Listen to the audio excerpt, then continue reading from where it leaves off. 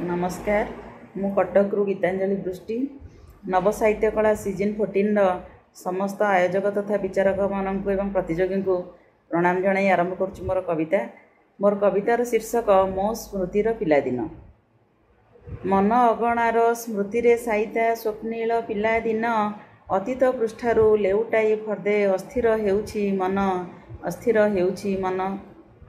फेरी आसंता कि सही स्मृति मोर सद्य सचेतन होई जाती फेरी मु सेई अतीत को बाल्य चपलता नहीं सढ़ई सामुका बाली रे गढ़ंती नभश्चुंबी इमारत सढ़ई सामुका बाली रे गढ़ंती नभश्चुंबी इमारत जेउठी नथांता श्रृंखला आकट अर्थ पाई कसरत केवल आनंद खुशी बांटू थांती हसकू साउंटी धरी केवल आनंद खुशी बांटू थांती हसकू साउंटी धरी निरोला सहज सरलतापण चारिपार्श्वे थांता पुरी सांग साथी मेले घूरी बुलू थांती गाँ आंब तोटा माଳ सांग साथी मेले घूरी बुलू थांती गाँ आंब तोटा माଳ मेलण पड़िया जानी जातरा रे कटि जाऊ थांता बेल आइसक्रीम संगे मटर पांपड़ खाऊ थांती बुली आइसक्रीम संगे मटर पांपड़ खाऊ थांती बुली सरीगले पासु पैसा केतेटा घर मुहा जाती चाली दुई हाथे धरी बेलून कंढेई रंग बेरंगर माली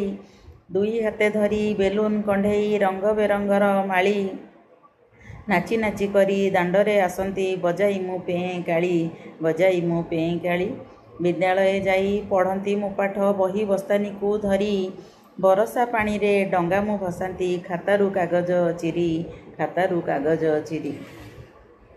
गुरुजी गुरुमा कान मोड़ी देई आकट करंते धीरे आउ केबे भूल करिबिनी बोली कहूथांती दुष्टामी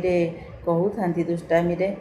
खेल पड़ियार घास गालीचारे साधव बोहुंक मेली हाथ फाकुली रे धरिकी केतेटा देखांती मु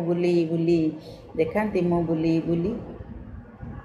साही पड़िशांक बाड़ी बगीचारू जामु बरकोली खाई साही पड़िशांक बाड़ी बगीचारू जामु बरकोली खाई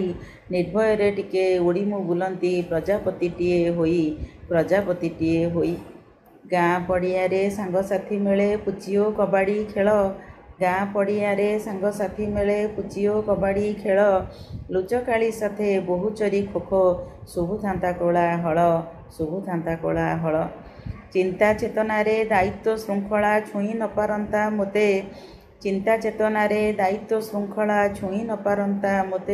एमिति जीवन फेरी आसंता कि भाबुछि जीवने केते जाइछि अतीत डाके भविष्यत शैशव जौवन डेई जीवन जंत्रणा जंजाल फेई मरण डाकुछि चाही बुढ़ीमा कहानी आउ शुभु नाही समय सुअरे बही बापा बोउ जेजे सराग आदर मनु लिभि जाए रही चपल मधुर पिलादिन स्मृति रोमंथन करे प्राण खोजी मु पाएनी खियोटिए धरी अड़ुआ सुतारू धन मन फरुआरे स्मृति को साइती चालिबाकू हेब पथ अंका बंका होई लंबा सड़कटे डाकुछि हलाई हाथ